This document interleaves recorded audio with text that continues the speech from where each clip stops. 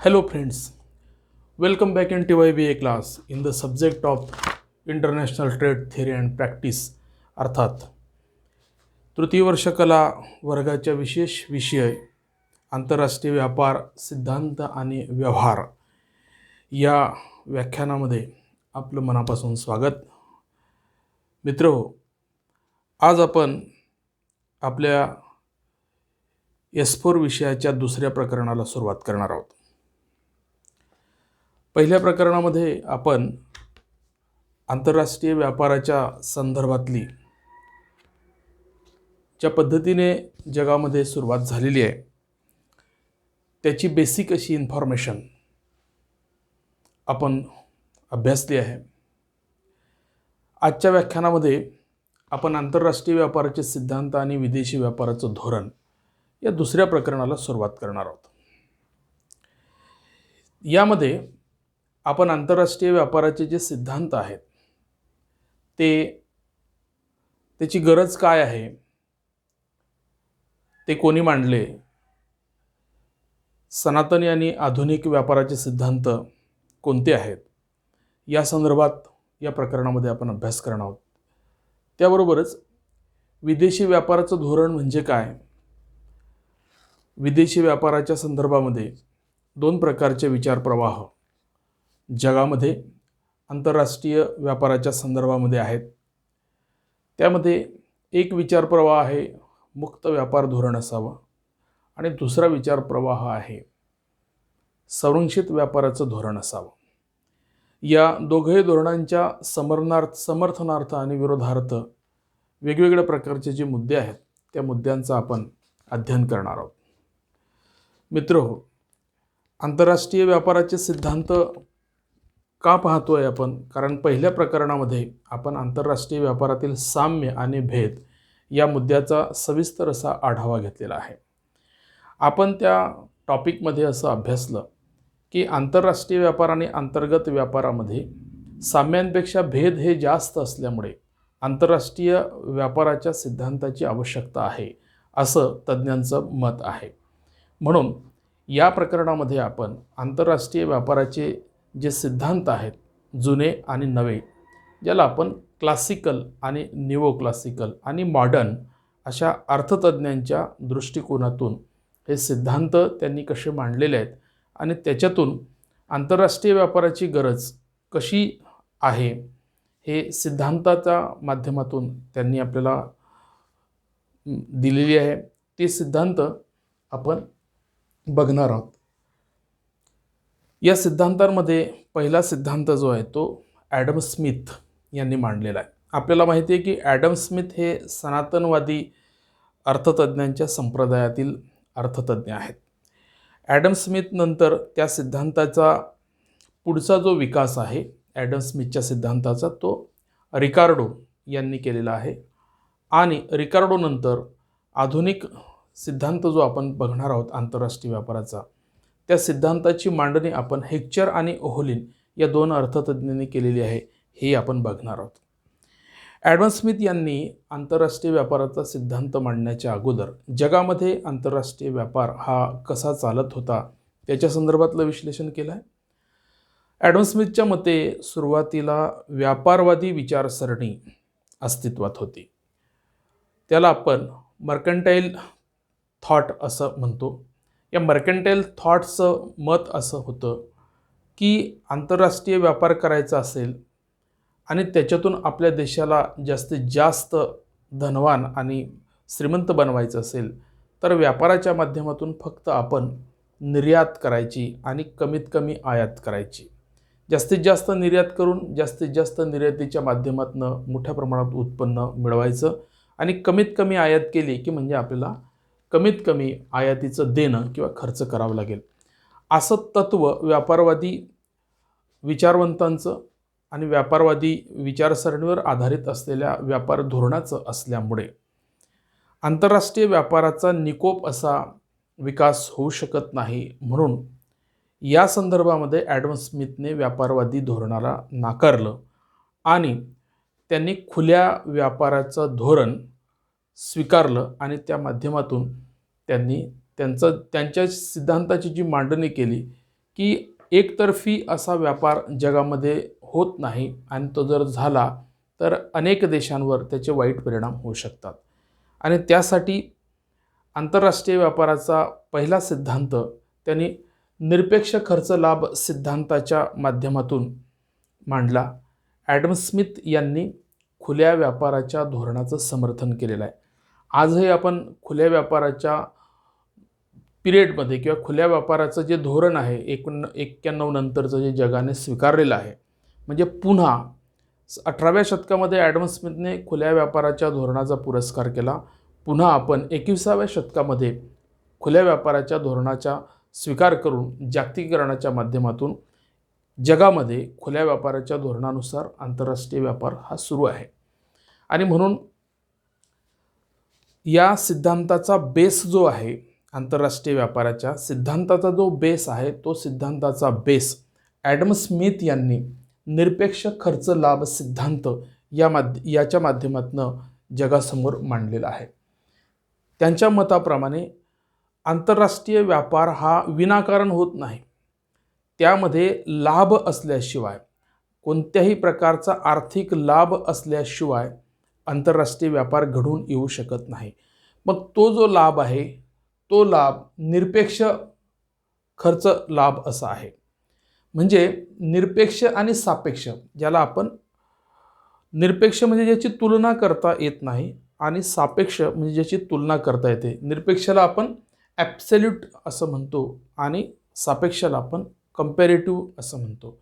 म्हणून ॲडम स्मिथने आंतरराष्ट्रीय व्यापाराचा पायाभरणी करताना ॲब्सोल्यूट कॉस्ट थेअरीचा ॲडव्हान्टेजचा वापर केलेला आहे.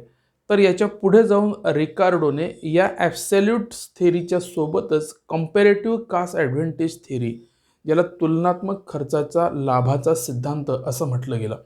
म्हणून रिकार्डोने ज्या सिद्धांताची मांडणी केली ती या निरपेक्ष खर्च लाभ तत्वाच्या सोबतच त्यांनी सापेक्ष लाभ खर्च तत्व आणि समान लाभ खर्च तत्व या दोन तत्वांचा एक्सटेन्शन करून नव्याने या सिद्धांताची मांडणी केलेली आहे असं आपल्याला म्हणता येईल. ॲडम स्मिथने हे जे निरपेक्ष खर्च लाभाचं जे तत्व आहे ते पटवून देण्यासाठी हा व्यापार कसा घडून येऊ शकतो, त्यासाठी व्यापार घडून येण्यासाठी 2 देश असले पाहिजेत आणि 2 देशांमध्ये 2 वस्तूंचं उत्पादन केलं गेलं पाहिजे आणि तो व्यापार करत असताना त्या देशांनी श्रमविभागणी आणि विशेषीकरण या तत्वाचा वापर केला पाहिजे असं म्हटलं आहे. आता श्रमविभागणी आणि विशेषीकरण म्हणजे काय, तर एखादं काम आपण वारंवार केलं तर त्या कामामध्ये गुणवत्ता तयार होत असते आणि एकचदा आपण अनेक कामं केले तर आपल्या देशातील साधनसामुग्री जी आहे ती वेगवेगळ्या क्षेत्रामध्ये वाटली जाते आणि त्याच्यामुळे अर्थव्यवस्थेत उत्पादनाचं जे प्रमाण आहे आणि उत्पादनाच्या गुणवत्तेचा जो स्तर आहे तो आपल्याला ठेवता येत नाही किंवा तो आपल्याला मेंटेन करता येत नाही. आणि म्हणून 2 देशांमध्ये जे 2 वस्तूंचं उत्पादन होणार आहे त्या उत्पादनामध्ये तो देश कोणत्या ना कोणत्या उत्पादनामध्ये विशेषीकरण किंवा त्याला त्या वस्तूच्या उत्पादनासाठी नैसर्गिक परिस्थिती अनुकूल असते आणि दुसरा देश आहे त्याला दुसऱ्या वस्तूच्या संदर्भामध्ये नैसर्गिक परिस्थिती अनुकूल असेल. म्हणून आपल्याला माहिती आहे की आंतरराष्ट्रीय व्यापाराचा अभ्यास करत असताना सुरुवातीला आपण असं म्हटलं की एक देश दुसऱ्या देशावर कोणत्या ना कोणत्या वस्तू सेवेसाठी अवलंबून आहे. त्याचं कारण असं आहे की निसर्गाने जी साधनसामुग्री जगाला दिली आहे, जगामध्ये जी नैसर्गिक साधनसामुग्री आहे तिचं विषम असं वाटप झालेलं दिसतं आपल्याला. म्हणजे नैसर्गिक साधनसामुग्रीचं आपण 4 भागांमध्ये आपल्या अभ्यासासाठी विभाजने केलेले आहे, ज्यामध्ये भूमी, श्रम, भांडवल आणि संयोजक या स्वरूपामध्ये आपण जगातल्या सर्व नैसर्गिक साधनसामुग्रीचं वाटप केलेलं आहे. आणि म्हणून या 4ही उत्पादन घटकांना किंवा साधनसामुग्रीचं ची जी उपलब्धता आहे जगातल्या कोणत्याच देशाकडे ती एकसारखी नाही किंवा या 4चे 4 उत्पादन घटक जगातल्या कोणत्या देशाकडे उपलब्ध नाहीत, त्याच्यातले काही घटक उपलब्ध आहेत. म्हणजे भारताकडे भूमी आणि श्रम हे 2 उत्पादन घटक मुबलक प्रमाणात उपलब्ध असतील तर त्याच वेळेस भारताकडे भांडवल आणि संयोजक या घटक दुर्मिळ असणार आहे. आणि म्हणून ॲडम स्मिथ यांनी याच तत्वाचा वापर केला, याच तत्वाचा विचार केला आणि याच तत्वाच्या आधारावर एक देश दुसऱ्या देशाची कुठल्या ना कुठल्या वस्तूंच्या संदर्भामध्ये परावलंबी आहे आणि हे परावलंबन कमी करायचं असेल तर त्या दोघंही देशांनी व्यापार केला पाहिजे. त्या दोघं देशांना त्या व्यापारामध्ये लाभ प्राप्त होणार आहे आणि असं केलं तर साधनसामुग्रीचा दुरुपयोग होणार नाही आणि साधनसामुग्रीच्या वापरातून जे वस्तू निर्मितीमध्ये श्रमविभागणी आणि विशेषीकरणाच्या तत्वाचा अवलंब केला तर मोठ्या प्रमाणामध्ये त्या वस्तूंचं उत्पादन दोघं देशांना करता येईल आणि त्यांच्या देशातील लोकांना पुरून उरलेलं उत्पादन ते एक्सपोर्ट करू शकतील, निर्यात करू शकतील आणि त्याच्या माध्यमातून त्यांना मोठ्या प्रमाणामध्ये निर्यात उत्पन्नसुद्धा प्राप्त होऊ शकते.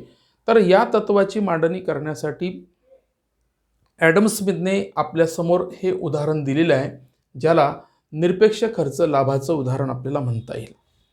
ॲडम स्मिथने असं म्हटलं आपल्या सिद्धांतामध्ये की दोन देश व्यापारामध्ये सहभागी होतात आणि दोन देश दोन वस्तूंचंच उत्पादन करतात आणि ॲडम स्मिथने या वस्तू उत्पादनाचा श्रम खर्च जो आहे किंवा वस्तूचा उत्पादन खर्च जो आहे तो श्रमामध्ये मोजलेला आहे.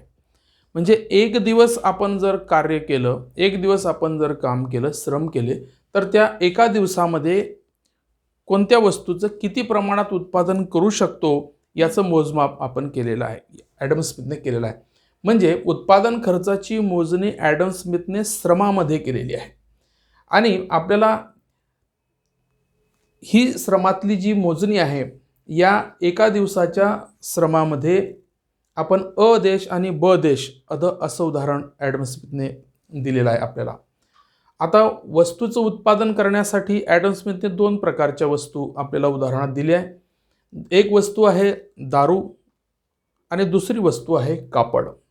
आता आपल्याला माहिती आहे की दारूची निर्मिती जी आहे की दारू निर्मितीसाठी आपल्याला नैसर्गिक वस्तू किंवा कृषी वस्तू किंवा कच्चा माल आपल्याला त्याच्यासाठी लागणार आहे. परंतु कापड उत्पादनासाठी आपल्याला कच्च्या मालासोबतच आपल्याला यंत्रसामुग्रीची सुद्धा आवश्यकता भासणार आहे. कारण कापड हे गिरणीतून तयार होत असते आणि गिरणीसाठी आपल्याला माग यंत्राची निर्मिती करावी लागते. म्हणजे या ठिकाणी आपल्याला असं दिसेल की दारू उत्पादनासाठी श्रम आणि भूमीची गरज आहे, तर कापड उत्पादनासाठी भांडवल आणि संयोजकाची गरज आहे.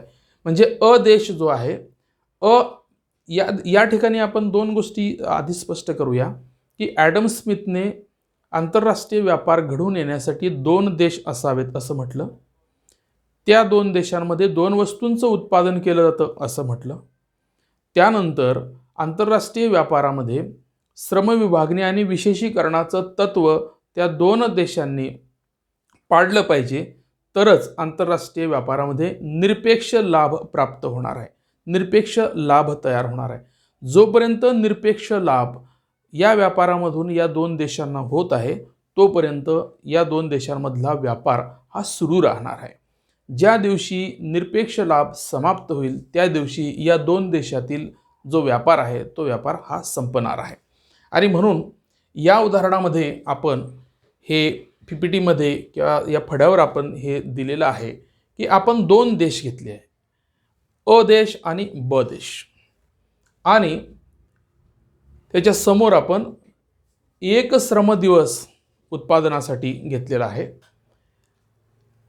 अ देशामध्ये दारू आणि कापड यांचं उत्पादन किती होतं, ब देशामध्ये एका श्रमदिवसामध्ये दारू आणि कापडाचं उत्पादन किती होतं हे आपण दर्शवलेलं आहे. आपण बघूया की अ देशामध्ये एका श्रमदिवसामध्ये दारूच्या 25 मात्रा किंवा 25 परिमाण तयार होतात. त्याच वेळेस एका श्रमदिवसामध्ये अ देशामध्ये 10 कापडाच्या मात्रा तयार होऊ शकतात.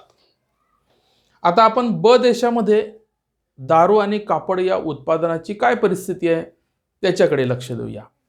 दुसरा जो देश आहे ब देश, त्या ब देशामध्ये दारूची ज्या मात्रा आहेत त्या फक्त 10 तयार होऊ शकतात.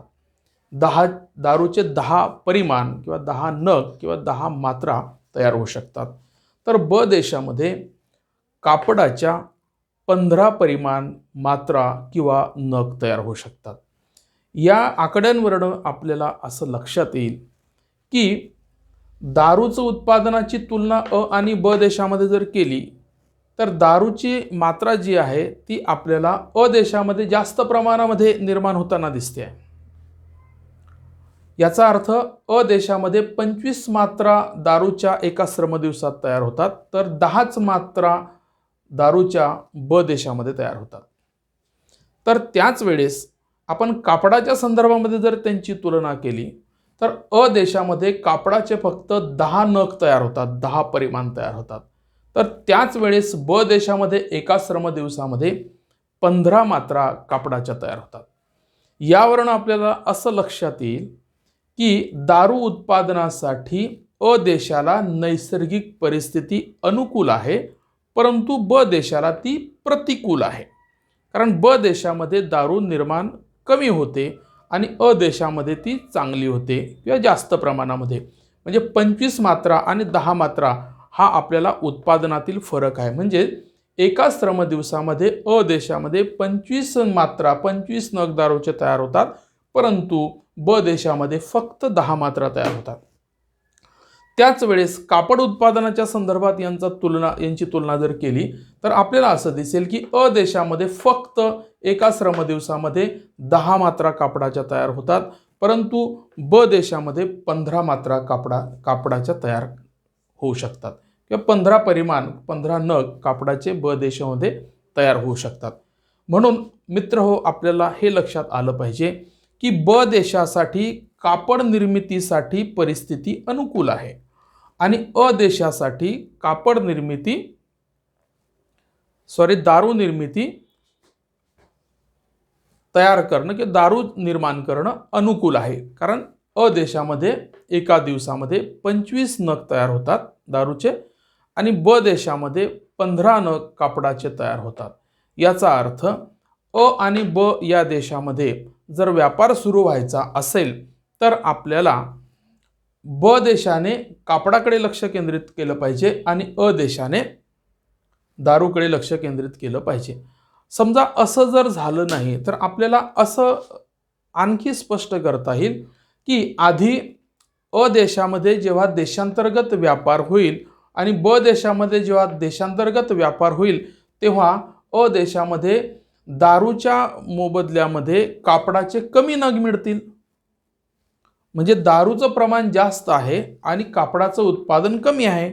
जर यांच्यामध्ये देशांतर्गत व्यापार सुरू झाला तर आपल्याला असं लक्षात येईल की ज्या वस्तूचे नग कमी प्रमाणात उत्पादित झालेले आहे ते कमी प्रमाणात दारूच्या मोबदल्यामध्ये मिळतील. म्हणजे इथे जर आपण असं उदाहरण घेतलं की 2 नग दारूचे दिले तर एकच नग किंवा एकापेक्षा कमी नग कापडाचा मिळेल. म्हणून देशांतर्गत व्यापाराच्या शर्ती ज्या आहेत त्या आपल्याला प्रतिकूल ठरलेल्या दिसतील. तसंच उदाहरण जर आपण इथे घेतलं तर इथे दारू ही महाग मिळेल आणि कापड हे स्वस्त मिळेल. इथे कापड महाग मिळते आणि दारू ही स्वस्त मिळते, कारण इथे दारूचं प्रमाण कमी उत्पादित झालं आहे आणि कापडाचं उत्पादन जास्त प्रमाणात झालेलं आहे. म्हणून इथे जर दारू घ्यायची असेल तर कापड जास्त द्यावं लागेल आणि इथे कापड घ्यायचं असेल तर दारूचं प्रमाण जास्त द्यावं लागेल. म्हणून या दोन देशांनी जर निरपेक्ष खर्च लाभाप्रमाणे श्रमविभागणी आणि विशेषीकरणाचं तत्व अनुकरण केलं तर दारूचं प्रमाण मोठ्या प्रमाणात अ देशाला करता येईल. कारण श्रमविभागणी आणि विशेषीकरणाच्या तत्वाने आता हे दोघंही उत्पादन जर अ देशाने केलं तर त्यांची साधन सामुग्री ही विभागली गेलेली आहे. काही साधन सामुग्री ही दारू उत्पादनामध्ये विभागली गेली तर काही साधन सामुग्री ही कापड उत्पादनात विभागली गेली. पण जर त्यांनी श्रमविभागणी आणि विशेषीकरणाच्या तत्वाचा वापर जर केला तर कापड उत्पादन क्षेत्रामध्ये जी साधन सामुग्री आहे ती जर त्यांनी दारू उत्पादन क्षेत्रामध्ये जर वळवली तर तिथे दारूचं मोठ्या प्रमाणात उत्पादन होईल. ते आपण या ठिकाणी दिलेलं आहे की तिथे दुप्पट उत्पादन करता येणार आहे साधन सामुग्रीची जर दारू उत्पादन क्षेत्राकडे वळवली तर याचा अर्थ एका श्रम दिवसामध्ये 50 मात्रा किंवा 50 नग दारूचे अ देशाला निर्माण करता येऊ शकतील. तेच सूत्र जर ब देशाने स्वीकारलं तर असं आपल्या लक्षात येईल की एका श्रम दिवसामध्ये त्यांना दुप्पट कापडाचं उत्पादन करता येईल. म्हणजे 30 मात्रा किंवा 30 नग कापडाच्या निर्माण करता येऊ शकतात. म्हणजे श्रम विभागणी आणि विशेषीकरणाचं तत्व जर वापरलं तर जगामध्ये दारूचं आणि कापडाचं उत्पादन वाढू शकते, जागतिक उत्पादनामध्ये वाढ होऊ शकते. आणि या दोघांमध्ये सुद्धा विशेषीकरण आणि श्रम विभागणीचं तत्व स्वीकारल्यामुळे मोठ्या प्रमाणात उत्पादन करता येऊ शकते. अशा रीतीने हा निरपेक्ष खर्च लाभाचं तत्व ॲडम स्मिथ यांनी मांडलं आहे. त्यामुळे या दोन देशांमध्ये हा व्यापार सुरू होईल. कारण अ देशामध्ये 50 मात्रा दारूच्या निर्माण होतील आणि ब देशामध्ये 30 मात्रा कापडाच्या निर्माण होतील. त्याच्यामुळे दोघंही देशांना आयात आणि निर्यात करणं सोपं होईल. अ देशाने दारूची जास्तीत जास्त निर्मिती करून ब देशाकडे तिला निर्यात करायची आहे आणि ब देशाने कापडाची जास्तीत जास्त निर्यात करून तिला अ देशाकडे पाठवायची आहे आणि दारूची आयात करायची आहे. याचा अर्थ अ देशाला आपल्या देशामध्ये कापड निर्माण न करता ते ब देशाकडून त्याला आयात करायचं आहे. त्याच पद्धतीने ब देशाने आपल्या देशामध्ये दारूची निर्मिती न करता कापडाची निर्मिती अधिक करावी आणि ब देशाला कापडाची निर्यात करावी आणि त्यांच्याकडून दारूची आयात करावी. अशा रीतीने आपल्याला आंतरराष्ट्रीय व्यापारामध्ये हा निरपेक्ष लाभ याच्यातून तयार करता येऊ शकणार आहे. ज्या दिवशी ह्या निरपेक्ष लाभ याच्यातला समाप्त होईल त्या दिवशी अ आणि ब देशातील व्यापारसुद्धा समाप्त झालेला आपल्याला दिसेल. तो कसा समाप्त झालेला दिसेल तर हे तुम्हाला आपल्याला याच्यावरून स्पष्ट करता येईल. कारण दोघांमध्ये लाभ आहे म्हणून व्यापार सुरू आहे. लाभ केव्हा संपणार आहे तर आपण उदाहरणादाखल घेऊया की आतापर्यंत आपल्याला जर या दोघांनी व्यापार केला नाही तर देशातल्या देशात जर व्यापार अ देशाने केला तर दारूच्या बदल्यामध्ये त्याला कमी कापड मिळते पण इथे त्याला जास्त कापड मिळणार आहे. म्हणजे जसं इथे 1 मीटर कापड मिळत असेल तर त्याला इथे 2 मीटर कापड मिळतील आणि जोपर्यंत त्याला 2 मीटर कापड मिळतं आहे तोपर्यंत तो व्यापार सुरू ठेवेल. ज्या दिवशी त्याला 1च मीटर कापड मिळेल तेव्हा तो व्यापार बंद करून देईल. तसंच याला सुद्धा ब देशाच्या बद्दल आपण विचार केला की ब देशाला त्याच्याच देशामध्ये जर त्याने व्यापार केला तर त्याला फक्त 1च मात्रा दारूची मिळणार आहे. परंतु जर त्याने अ देशाशी व्यापार केला तर त्याला 2 मात्रा दारूच्या मिळणार आहे. परंतु जोपर्यंत त्याला 2 मात्रा दारूच्या मिळत आहे तोपर्यंत तो अ देशाशी कापड देऊन दारूची आयात करेल, कापडाची निर्यात करेल आणि दारूची आयात करेल. पण ज्या दिवशी त्याला अ देश फक्त 1च मात्रा कापड देईल त्या दिवशी तो त्याचा व्यापार बंद करेल. कारण 1 मात्रा कापड तर त्याला त्याच्या देशातही मिळते आहे. आणि म्हणून अशा रीतीने जोपर्यंत त्यांचा घेवाणदेवाणीचा दर समान होत नाही तोपर्यंत निरपेक्ष लाभ हा त्यांना मिळतो आहे. आणि म्हणून त्या लाभाच्या आधारावर हे दोघंही देश एकमेकांमध्ये आयात निर्यातीचा व्यापार सुरू ठेवतील आणि दोघं देशांनी श्रम विभागणी आणि विशेषीकरणाचं तत्व स्वीकारलं असल्यामुळे जास्तीत जास्त स्पेशलायझेशन त्याच्यामध्ये होईल, जास्तीत जास्त उत्पादन होईल.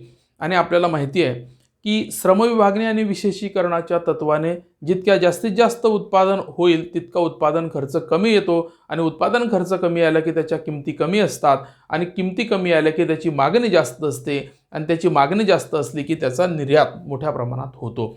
म्हणजे प्रत्येक देशाने जर अधिकाधिक उत्पादन केलं आणि त्याचा खर्च कमी करण्याचा प्रयत्न केला तर त्यांच्या वस्तूंना जास्त मागणी येईल, त्यांची निर्यात जास्त वाढेल आणि जितकी निर्यात वाढेल तितका निरपेक्ष लाभ हा त्याला जास्त प्रमाणात भेटू शकतो. अशा रीतीने निरपेक्ष खर्च लाभाच्या सिद्धांताची मांडणी ॲडम स्मिथ यांनी केलेली आहे असं आपल्याला म्हणता येईल. फक्त आपल्याला ॲडम स्मिथ यांनी ज्या तत्वाचा वापर करायला सांगितलेला आहे त्या तत्वाचा वापर हा त्या दोन देशांनी जर केला तर त्यांना त्यांच्या देशामध्ये निरपेक्ष लाभ हा निर्माण करता येऊ शकतो असं आपल्याला म्हणता येईल. ॲडम स्मिथ यांनी मांडलेल्या या सिद्धांतावर अनेक तज्ज्ञांनी टीका केलेल्या आहेत. त्या टीका जरी केलेल्या असल्या तरी ॲडम स्मिथचा सिद्धांत हा आंतरराष्ट्रीय व्यापाराच्या सिद्धांताचा बेस आहे.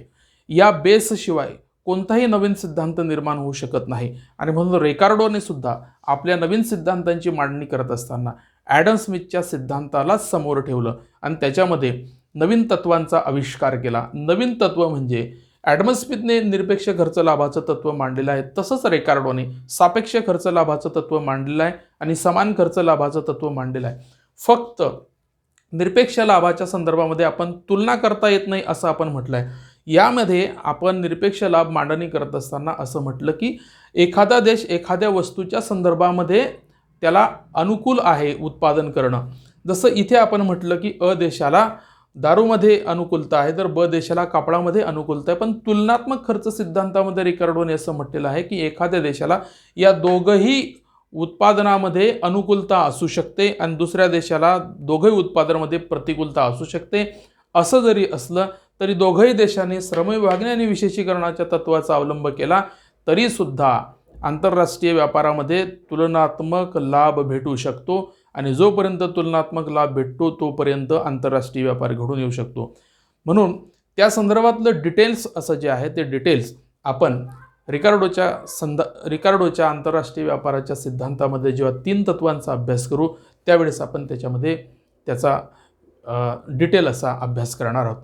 मित्रहो, निरपेक्ष लाभाचं तत्व ॲडम स्मिथने मांडलेलं आहे. व्यापारवादी सिद्धांतावर, व्यापारवादी नीतीवर त्यांनी हल्ला केला आणि त्याच्यामध्ये सुधारणा करून व्यापारवादी नीती ही एकतर्फी फक्त स्वार्थी हिताचा विचार करणारी होती. परंतु ॲडम स्मिथने या सिद्धांताची मांडणी करून सर्वच देशांना आंतरराष्ट्रीय व्यापारामध्ये भाग घेण्यासाठी कोणत्या ना कोणत्या स्वरूपाचा लाभ भेटू शकतो. त्याच्यामुळे आंतरराष्ट्रीय व्यापारामधून प्रत्येक देशाचा थोड्याफार प्रमाणात का होईना हा आर्थिक विकास होणारच आहे आणि पुढे जाऊन रिकार्डोने या सिद्धांताचा विस्तार केलेला आहे. त्या सिद्धांताचा विस्तार आपण रिकार्डोच्या त्या सिद्धांतांमध्ये त्या टॉपिकमध्ये आपण बघणार आहोत. म्हणजेच ॲडम स्मिथचा सिद्धांत जरी काही टीकांना प्राप्त होत असला तरीसुद्धा त्या टीकांमध्ये सुधारणा करून नवीन सिद्धांताची निर्मिती केली गेलेली आहे. ती आपण पुढच्या तासाला बघणार आहोत. तोपर्यंत आपण थांबूया. घरी आहात, घरीच राहा आणि कोरोनामुक्त भारतासाठी आपली जी लढाई आहे ती लढाई प्रामाणिकपणे लढा आणि भारताला कोरोनामुक्त करा. अजूनही आपण जर हे चॅनल सबस्क्राईब केलं नसेल तर करा, आपल्या मित्रांना सांगा आणि जास्तीत जास्त पुढचे व्हिडिओ डायरेक्ट तुमच्या मोबाईलमध्ये येतील. त्या संदर्भामध्ये आपण इतरांनासुद्धा हे चॅनल सबस्क्राईब करायला सांगा. तोपर्यंत थँक्यू.